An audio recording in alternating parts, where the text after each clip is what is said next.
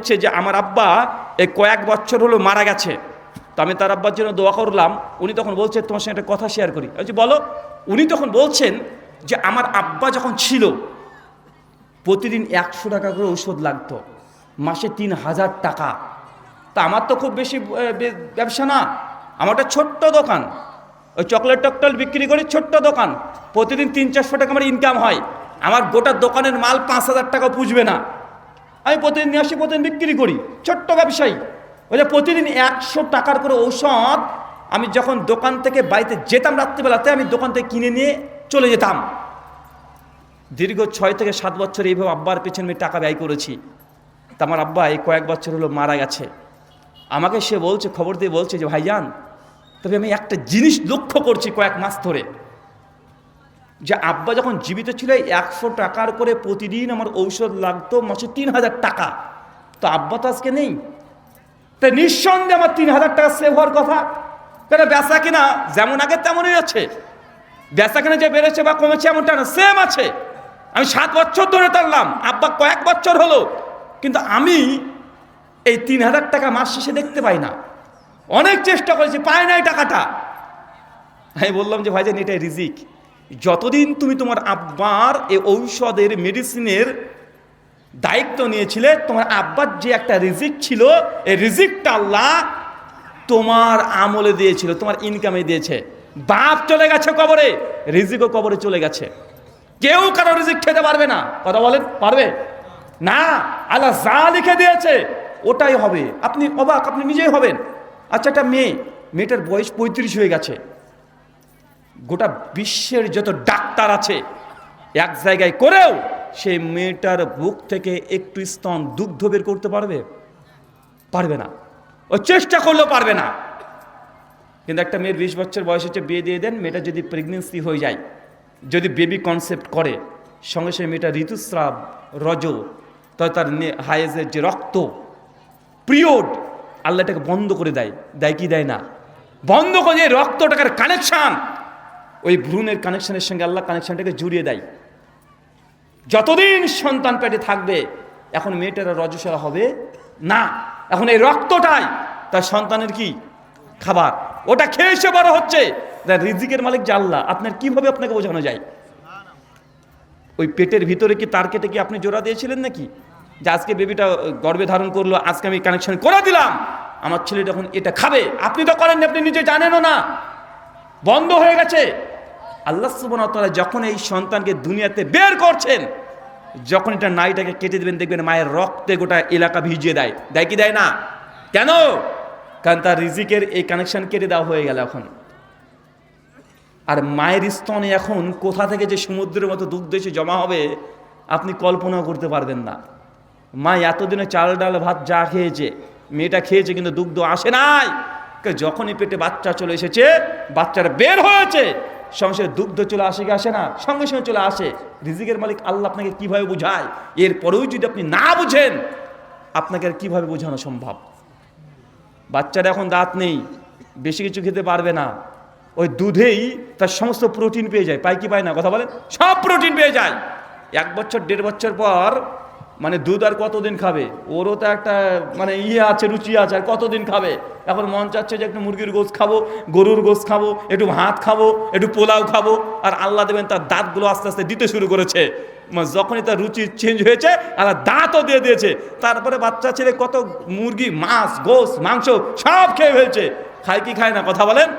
যখনই ছেলেটা এখন আর দেখছে না মায়ের দুধ না হলে চলবে, অটোমেটিক দেখবেন আল্লাহ দুধ দেওয়া বন্ধ করে দেয় মেয়েটাকে। করে কি করে না? আর 3 বছর পর অটোমেটিক দুধ কমতে শুরু করে কি করে না? করে। এটা রিজিক। যতক্ষণ পর্যন্ত উপার্জিত রিজিক না পাচ্ছেন, আল্লাহ আপনাকে মৃত্যু দেবে না। আপনি বিশ্বাস করেন এই রিজিকের জন্য হারাম ব্যবসা, হারাম খাওয়া, হারাম পান করা, এগুলো বিরত থাকেন, ইনশাল্লাহ আপনার রিজিক আল্লাহ বারাকা দেবে, দেবেই দেবে। আল্লাহকে ভয় করেন। আলোচ্য বিষয় ইবাদত কবুলের শর্ত। ইবাদতের 2টো রূপ। এক, আল্লাহ যেগুলো আদেশ করেছে, নামাজ, হজ, যাকাত, এগুলো পালন করা একটা ইবাদত। 2, আল্লাহ যেগুলোকে নিষেধ করেছে, নিষেধ থেকে দূরে থাকা, এটাও ইবাদত। এই 2টোর মধ্যে একটা যদি 19-20 হয়ে যায়, আপনার ইবাদত কবুল হবে না। ইবাদতের টোটাল 6টা শর্ত আছে। কয়টা? টোটাল 6টা শর্ত আছে। আর ওই কথাটাকে মনে রেখে দেন, ইবাদত করলে আল্লাহ কবুল করবে না। অনেক মানুষ আছে ইবাদত করেই জাহান্নামে যাবে। কি বললাম বলেন তো? ইবাদত করেই জাহান্নামে যাবে। দেখবেন সূরা গাশিয়া আয়াত নম্বর 2, 3, 4 আল্লাহ কোরআনে বলছে আমিলাতুন নাসিবা। এক শ্রেণীর ইবাদত গুজার বান্দা আছে যারা ইবাদত করে করে ক্লান্ত হয়ে গেছে। চিন্তা করতে পারছেন কত ইবাদত করেছে? ইবাদত করে করে ক্লান্ত হয়ে গেছে। আমরা তো অত ইবাদত করি না, আমরা তো ইবাদতে গাফেল। ফজরের সময়তে ইমাম সাহেব যদি মনে করে যে আজকে সূরা গাশিয়াটা পুরোটা পড়বো বা সূরা ইয়াসিন পুরোটা পড়বো, পেছন থেকে মুসল্লি বলবে এত লম্বা করে কিরাত করা কি দরকার, হাসি দিতে শুরু করে দেয়। আছে না নাই? আছে। ইমাম যদি মনে করে না আজকে একটু রুকুতে গিয়ে সিজদা থেকে বেশি করে সিজদাতে দেবো, সিজদার তাসবিহ আজকে একটু বেশি করে করছে, 25-30 বার করছে, মানে 1-2 মিনিট ধরে সিজদায় পড়ে আছে, পিছনকার মুসল্লির টেনশনে পড়ে যায়, কি ব্যাপার হুজুর কি ঘুমিয়ে গেল নাকি? মানে একটু বেশি দেওয়ার উপায় নাই। অনেকে ভাবে কি হুজুর কি মরে গেল নাকি, হার্ট অ্যাটাক করেছে নাকি, পাঁচ থেকে তুলে অনেকে দেখতে চাই, তাকে দেখে হুজুর বেঁচে আছে না মারা গেছে, বা আছে না নাই কথা বলেন? যখন কোনো কিছুতে কাজ হচ্ছে না, আমার চাষারা তো আছে, চাষারা পেছন থেকে আবার এই ঝাড়ি দেয় কি দেয় না কথা বলেন? মানে ইমামকেও যে তোর অনেক হয়েছে, তোর মতন কোনো কাজ নাই নাকি, শুধু মসজিদে পড়ে থাকলে হবে, আর আমার দোকান আছে দোকান খুলতে হবে, তা তো রোড এতক্ষণ থাকার কি দরকার, বা আছে না নাই কথা বলেন? তো আমরা তো ইবাদতে গাফেল। আমরা ইবাদতে লম্বা সময় আমরা ক্ষেপণ করতে চাই না। নামাজের সালাম ফেরানো হওয়ার সঙ্গে সঙ্গে উঠে আমরা চলে যাই মসজিদ থেকে, দেখা যায় কি যায় না? এদের জন্য তো ওয়াইল নামক জাহান্নাম আছে, সূরা মাউনে পড়েছেন যে তাদের জন্য ওয়াইল নামক জাহান্নাম, যারা নামাজে উদাসীন, ইবাদতে যারা অলসতা করবে তাদের জন্য জাহান্নাম। কিন্তু আল্লাহর নবী আলাইহিস সালাম আল্লাহ কোরআনে এই জায়গাতে বলছে আমিলাতুন নাসিবা, ইবাদত করে করে ক্লান্ত হয়ে গেছে। কত ইবাদত করেছে, তাসলা নারুন হামিয়া, আমেলা, তারপরেও তাকে জাহান্নামে নিক্ষেপ করব। বলেন তো চাচা, কে জাহান্নামে যাচ্ছে? ইবাদত করে করে ক্লান্ত হয়ে গেছে, কত ইবাদত করেছে, তারপরে সে মানুষটাকে জাহান্নামে যেতে হচ্ছে। তার মানে বোঝা গেল ইবাদত করলে মানুষ জান্নাতে যাবে এর কোনো নিশ্চয়তা নাই। ইবাদত করেও মানুষকে জাহান্নামে যেতে হবে। আপনি তো আমাকে প্রশ্ন করছেন রুহুল আমিন ভাই, শেখ আব্দুর রাজ্জাক বিন ইউসুফ হাফিজাহুল্লাহ বলেছেন ভাগা কুরবানি চলবে না, আবার শেখ মুজাফফর বিন মহসেন তিনি বলছেন চলবে, ওই হুজুর বলছে চলবে, তো আপনারা তো নিজেরা ঠিক নাই। আমি বলেছি ভাইজান, ভাগা কুরবানি তো দূর কি বা, এটা অনেক পরের মাসালা। আপনি যদি গোটা একটা সৌদি থেকে লাল উট নিয়ে এসে কোরবানি করে দেন, তারপরে আল্লাহ যে কবুল করবে এরই নিশ্চয়তা নাই, সেরই নিশ্চয়তা নেই। ভাগাবাদ দেন, দিবেন কি দিবেন না। পৃথিবীর প্রথম মানুষ নাম কি? নবী আদম। তার সন্তান ছিল হাবিল কাবিল। সূরা মাইদার 28-29 নম্বর আয়াত। 2 ভাই কুরবানি করেছিল। চাচা আল্লাহকে 2 ভাইয়ের কুরবানি কবুল করেছিল? কথা বলেন, 2 ভাইয়ের কুরবানি কবুল করেছিল না। আল্লাহ 1 ভাইয়ের কুরবানি কবুল করেছিল, আর 1 ভাইয়ের কুরবানি ধুলি কণার মতো উড়িয়ে দিয়েছে, 5 পয়সা মূল্য দেয় নাই। আমরাও সেই তো আদমী সন্তান, আমরাও প্রত্যেক ইবাদত করলে যে আল্লাহ কবুল করবে এর কোনো নিশ্চয়তা নাই। আপনি তো পাড়ার মুডল মানুষ, আপনি একজন দায়িত্ব নিয়েছেন ঈদগাহাতে কুরবানির দিনে, আর আপনি একটা গরু কিনে নিয়ে এসেছেন, আর আপনি ভাবছেন যতক্ষণ গরুটাকে জবাই করে দাড়ি বার করাতে মাংস না তুলছেন, মানে আপনার অংশ তুলতে না পেরেছেন, ভিতরটা আপনার আনচান আনচান করছে, কেমন কেমন করছে, আর ভাবছেন লস হলো নাকি। ভেবেছিলাম 4 মণ 10 কেজি হবে, দেখছি 4 মণ 10 কেজি আর হয়নি, 3 মণ 30 কেজি মতো হয়েছে, মানে 20 কেজি আপনার আইডিয়া ফেল হয়ে গেছে। বলছে আইডিয়া ফেল হয়ে গেল রে, লস লেগে গেল। চাচা কুরবানি করছে মানুষ, ও বুঝেনি কুরবানি জিনিস কি, মানে ও যতক্ষণ দাড়ি বাটকাতে না তুলছে ওর ভিতরটা খসবস খসবস করছে। ভাই এটা কুরবানি? আপনি কুরবানি কেন করেন? আরে আমি এলাকার এমপি মানুষ, কুরবানি না করলে মানুষ কি বলবে রে, যা যা যা যা ঢাকার গাবতলি হাটে গিয়ে বড় ছাগলটা নিয়ে আয়। এই জন্য 13 লাখ টাকা দিয়ে ছাগলে বিক্রি হয় বাংলাদেশে। কত ভণ্ডামি দেখেছেন? ছাগলের দাম 13 লাখ টাকা, এগুলো কি মানুষ না পাইজামা? এটা হচ্ছে দাম দেখানো, আমি দাম দিয়ে কিনছি, আছে না নাই? গাবতলির হাটে বড় বড় একদম দামড়া দামড়া মানে গরু, দাম কত 20 লাখ 25 লাখ 1 কোটিটার মধ্যে দাম চাই। বলেন তো এগুলো কি কুরবানি? মানে যারা এগুলো করছে তাকেই কুরবানি দেওয়ার দরকার। যে কি রে ভাই, ওই ছাগল বাদে তো গরু, যে ছাগলটাকে 13 লাখ টাকা কিনছে ও বেটা নিজেই ছাগল, ও কি ও নিজেই ছাগল। এলাকাতে আমরা কুরবানি দিই কেন?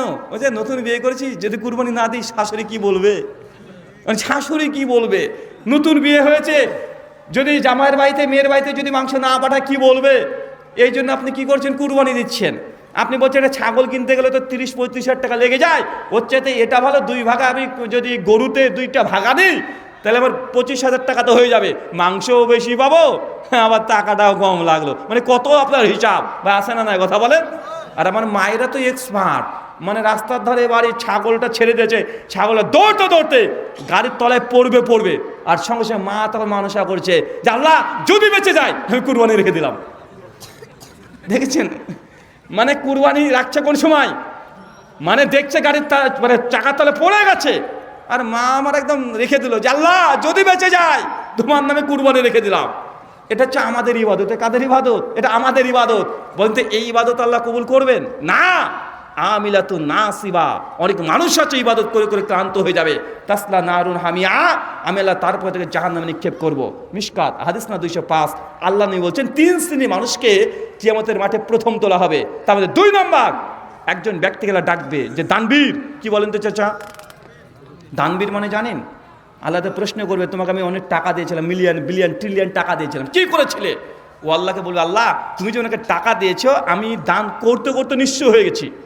আপনার মতো দানবীর না, ওই এত পরিমাণে দান করেছে, দান করে নিজে নিঃস্ব হয়ে গেছে। আল্লাহ তাকে উত্তর দিয়ে বলবে আনতা কাযাবতা, তুই মিথ্যা কথা বলছিস, তুই মূলত আমাকে দান করেছিস খুশি করার উদ্দেশ্যে নয়, দান তো করেছিলিস মানুষ তাকে দানবীর বলবে এটা শোনার জন্য। দেখ তোর নামে মসজিদ আছে, মাদ্রাসা আছে, আজকে তোর নামে সব কিছু হয়েছে। ফেরেশতা একে ধরে জাহান্নামে নিক্ষেপ করো। ফেরেশতা ওই দানবীরকে ধরে টেনে হেঁচড়ে জাহান্নামে উল্টো করে ফেলে দিবে। চাচা বলেন তো জাহান্নামে কে যাচ্ছে? দানবীর। তো দান কোথায় নিয়ে যায়? আবার আল্লাহ নবী এই মুখ দিয়ে বলছে সাদগাত বুরহান, দান হচ্ছে দলিল। কোথায় দলিল? জান্নাতে যাওয়ার জন্য। নবী এই মুখ দিয়ে আবার বলেছেন সেই বুখারী 660 নম্বর হাদিস, কিয়ামতের সংকটময় সময় শাস্ত্রের মানুষকে আল্লাহ আরশের নিচে স্থান দেবে। 6 নম্বর ব্যক্তির কথা বলতে গিয়ে আল্লাহ নবী বলছেন ওই ব্যক্তি যে ডান হাত দিয়ে দান করেছিল বাম হাত টের পায়নি, এই ব্যক্তিকে আল্লাহ আরশের নিচে স্থান দেবে।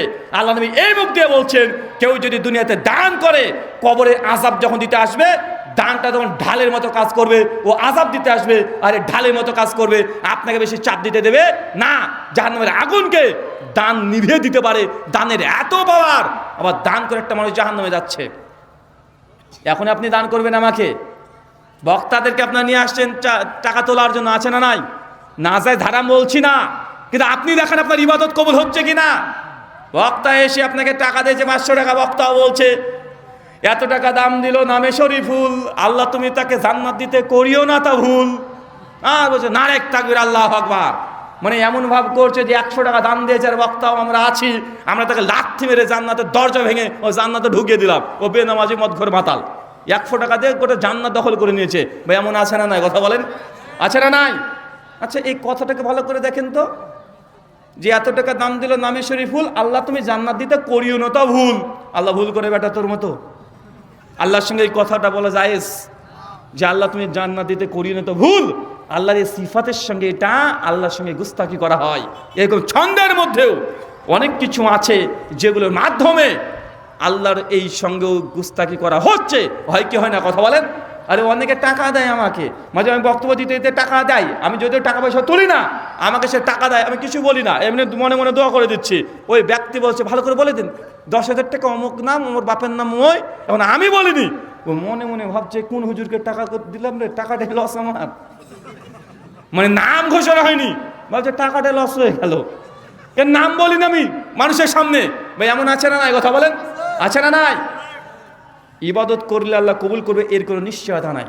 দান করে কবরের আযাব মাপ পাওয়া যায়, দান দিয়ে জাহান্নামের আগুন মাপ পাওয়া যায়, দান দিয়ে আরশের নিচে স্থান পাওয়া যায়, দান দিয়ে জান্নাতের সার্টিফিকেট পাওয়া যায়। আবার দান করে একজন মানুষ জাহান্নামে যাচ্ছে।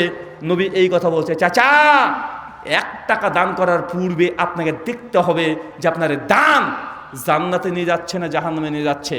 যতক্ষণ পর্যন্ত এইটা অনুধাবন করতে না পাচ্ছেন, আপনি ইবাদত করলেও ইবাদত আপনার জন্য পরকালে নাজাত নয়, জাহান্নামে যাওয়ার কারণ হয়ে যাবে।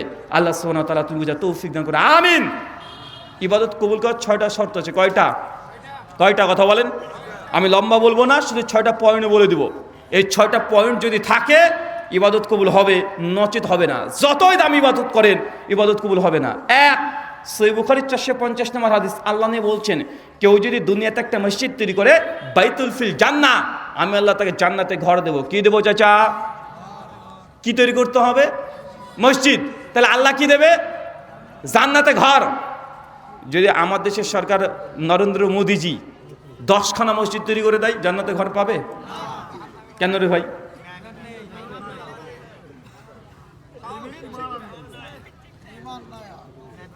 বলেন, হাদিস যে বলছে কেউ যদি একটা মসজিদ তৈরি করে দেয়, বাইতুল ফিল জান্নাহ, জান্নাতে ঘর, কিন্তু আমার দেশের যদি উনি যদি 1 কোটি মসজিদ তৈরি করে দেয়, পাবে?